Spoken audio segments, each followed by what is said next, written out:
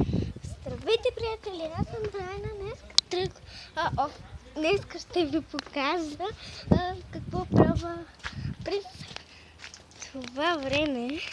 Отивам към братовчетка Мини Борянка. Ето и там. Не знам дали ще се къщата. Сега това е, чичо ми дойде, ето му колата. Баща ми я продава, беше неговата, но той няма книжка. Затова я продава на чичо ми Илян.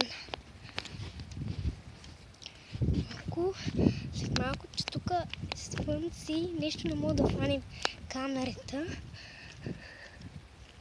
Да гледате. Ето е къщата на моята братовчетка. Сега ще покажа. Само да там малко по-надолу. Така, аз съм вече почти до нейната къща. Ето я и нея. Сега сме отворя портата към нейната къща. Да видим как къщата. Здрасти, Леля! Тя е братовчетка. И ние са прави братовчети с баща ми. Аз дойдех да видя какво правите.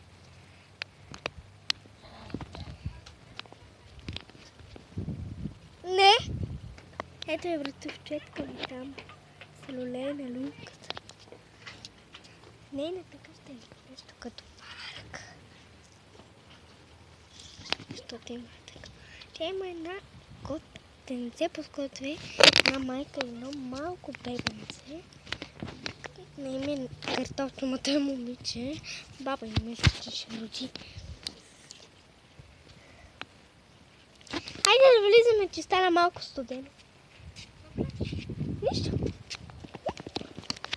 Хайде. Да не снимаш ли? Да. Може да ядеш само ако скочиш от лето. Няма. Хайде. Искаш да ти задържиш? А?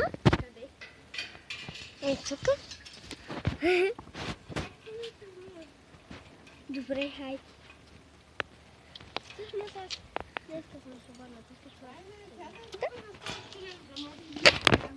Добре. На кое се учи? Добре.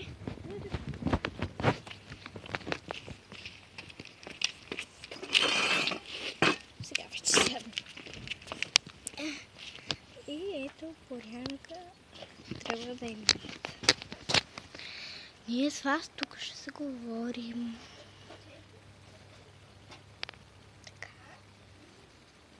Ето е портата на Борянка. Ако искате, ще ви покажа парка сега. Към нейните мечти. И аз искам първо да ме направя. Ето и котката.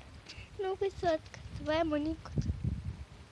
Бебенце, не знам къде е Маша, аз много я обичам.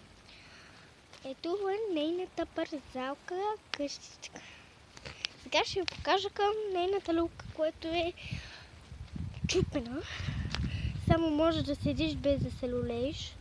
Тя от вятър се люлее. А следващата е тази люлка и това, което имаше покривче, ма го махнаха. Туалетната и по-надолу има животни, кучи, кокошки. Аз имам кокошки само, но нямам кучи.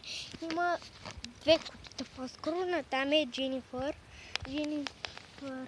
Лопес. Така се кръстили, че тук сме към нейната маса, където ни говори. Така.